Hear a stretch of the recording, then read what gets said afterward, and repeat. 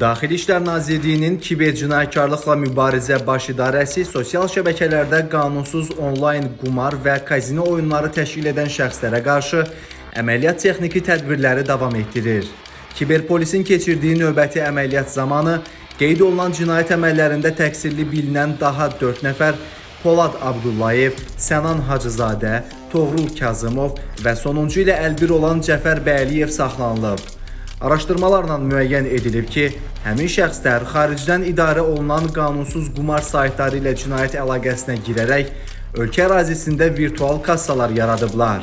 Daha sonra sosial şəbəkələrdə açdıqları Milan, Sevinç, Rahat və Texas 777 adlı səhifələr vasitəsilə istifadəçilərlə əlaqə saxlayaraq onları qanunsuz onlayn kazino oyunlarına cəlb ediblər.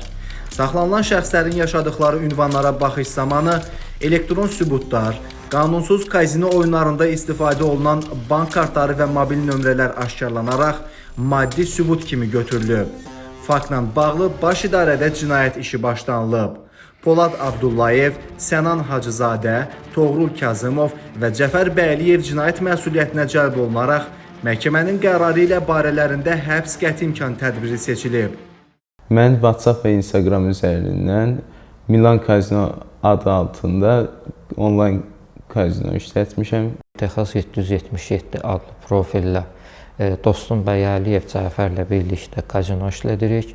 Mənə məxsus olan 2 bank kartı ilə müştərilərə kod satırıq. Müştərilər bizə karta pul atırdılar, biz də onların dəyərində onlara kod verirdik. Bir daha vətəndaşları internet resursları, eləcə də sosial şəbəkələrdə təklif edilən qanunsuz onlayn kazino və qumar oyunlarında iştirakdan çəkinməyə çağırırıq. Bu cür platformalar əksər hallarda kiberdələduzluq məqsədi ilə yaradılır. Nəticədə istifadəçilərin kart və şəxsi məlumatları ələ keçirilir. Qanunsuz onlayn kazino və qumar oyunlarında iştirak həm maliyyə itkisi, həm də hüquqi məsuliyyət riski yaradır. Odur ki, hər kəsə lisenziyasız onlayn kazino və mərc saytlarına daxil olmamağa, sosial şəbəkələrdə bu tip oyunların reklam və asan qazanc vədlərinə inanmamağa, şübhəli hesab və platformalar barədə isə polis orqanlarına məlumat verməyi tövsiyə edirik. Unutmayın ki, kiber mühitdə ehtiyatlı davranış maddi və şəxsi təhlükəsizliyinizin əsas şərtidir.